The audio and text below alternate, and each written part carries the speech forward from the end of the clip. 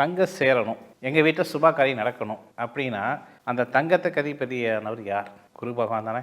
அந்த குரு பகவானுக்கு உங்களுடைய ஜாதக அமைப்பில் எந்த ஸ்தானம், அதாவது நான் பொதுவான சொல்லிட்டேன் 6, 8, 12 சொல்லிட்டேன். ஆனால் அந்த ஸ்தானாதிபதிகள் உங்களுக்கு பாதகமாக சாதகமாக அப்படின்னு தெரிஞ்சுக்கணும். 6ஆம் ஸ்தான அதிபதி சுபஸ்தானத்தில் அமர்ந்தாலோ, 8ஆம் ஸ்தான அதிபதி சுபஸ்தானத்தில் அமர்ந்தாலோ, 12ஆம் ஸ்தான அதிபதி சுபஸ்தானத்தில் அமர்ந்தாலோ, அல்லது 6, 8, 12 குருபவன் அமர்ந்தாலோ ஒரு கதவு அடைப்படும். அதே மறு கதவு திறக்கப்படும் அப்படின்னு சொல்கிறது தான் சாஸ்திரத்துடைய விதி. உங்களுக்கு 2 கதவு அடைச்சிருக்கா அல்லது ஒரு கதவு தான் அடைச்சிருக்கான்னு தெரிஞ்சுக்கணும்ல.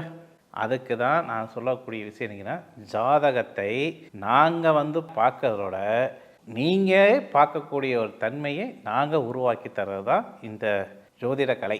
இந்த ஜோதிட கலையை யார் வேணாலும் பகிர்ந்துக்கலாம்.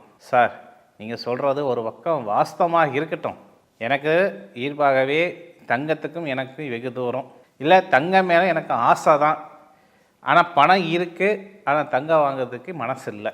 எனக்கு தங்கம் வாங்கணும் ஆசைப்பட்றேன், தங்கம் சேர்த்தோன்னு ஆசைப்பட்றேன், பணம் எனக்கு தோதாக அமையலை. இப்போ தான் புரியுது என் ஜாதகத்தில் இப்போனா நீங்கள் சொன்ன மாரி குருபான் பணம் எனக்கு 6ஆம் இடத்துலையும் 8ஆம் இடத்துலையும் 12ஆம் இடத்துல ஏதாவது ஒரு ஸ்தானத்தில் எனக்கு மறைஞ்சிருச்சு. இல்லைன்னா நீங்கள் சொன்ன மாரி கிரகத்தன்மையில் பார்த்தீங்கன்னா சூரியனுக்கு குருபான் 8ஆம் இடம் இனி தான் நான் பார்க்கணும். நான் உங்ககிட்டயே நான் பார்க்குறேன், நீங்கள் என்கிட்ட சொல்லிடுறீங்க, அப்பா உன் ஜாதகத்தில் சந்திரனுக்கு குருபானம் 8ஆம் இடத்துல இருக்கார், தங்கம் தோஷம் உங்களுக்கு இருக்குது அப்படின்னு சொல்லிடுறீங்க. உங்கள் வாயால் நான் தெரிஞ்சுக்கிட்டேன். ஆனால் நீங்கள் கடைசியாக ஒன்று சொன்னீங்களே, இதுக்கு தான் நீங்கள் ஜாதகத்தை பயந்துக்கணுன்ட்டு. என்னால் முடியுமா? அந்த கேள்வியே வரக்கூடாது. உங்களால் முடியும் என்ற நம்பிக்கை வச்சா நிச்சயம் முடியும் என்று சொல்லி விடைபெறுகிறேன். மீண்டும் இணைந்த ஒரு நிச்சயம் சந்திக்கிறேன். உங்களை இணைந்து விடைபெறுவது ராஜேஷ்குமார். நன்றி, வணக்கம்.